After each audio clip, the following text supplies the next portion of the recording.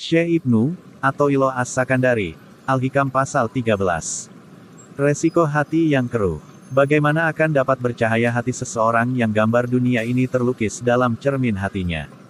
Bagaimana berangkat menuju kepada Allah, padahal ia masih terbelenggu oleh nafsu syahwat? Bagaimana akan dapat masuk menjumpai Allah, padahal ia belum bersih dari kelalaian? Bagaimana ia berharap akan mengerti rahasia yang halus dan tersembunyi, padahal ia belum taubat dari kekeliruannya?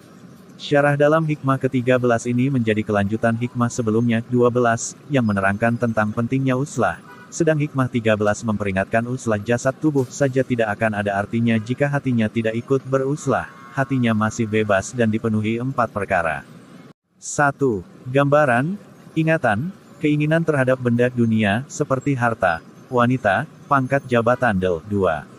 Syahwat, keinginan yang melupakan Allah. 3. Kelalaian dari zikir kepada Allah. 4. Dosa-dosa yang tidak dibasuh dengan taubat, jadi seorang murid yang ingin usyul kepada Allah harus membersihkan dari 4 perkara tersebut. Karena berkumpulnya dua hal yang berlawanan pada saat bersamaan dalam satu tempat dan waktu itu mustahil, tidak mungkin, sebagaimana berkumpulnya antara diam dan gerak, antara cahaya terang dan gelap. Demikian pula cahaya iman berlawanan dengan gelap yang disebabkan karena selalu masih berharap kepada sesuatu selain Allah. Demikian pula mengembara menuju kepada Allah harus bebas dari belenggu hawa nafsu supaya dapat sampai kepada Allah Azza wa Jalla. Allah berfirman, bertakwalah kepada Allah dan Allah akan mengajarkan kepadamu segala kebutuhanmu. Rasulullah Shallallahu Alaihi Wasallam bersabda, barang siapa mengamalkan apa yang telah diketahui, maka Allah akan mewariskan kepadanya pengetahuan yang belum diketahui. Imam Ahmad bin Hambal radhiyallahu anhu bertemu dengan Ahmad bin Abi Hawari dan berkata, ceritakanlah kepada kami apa-apa yang pernah engkau dapat dari gurumu Abu Sulaiman.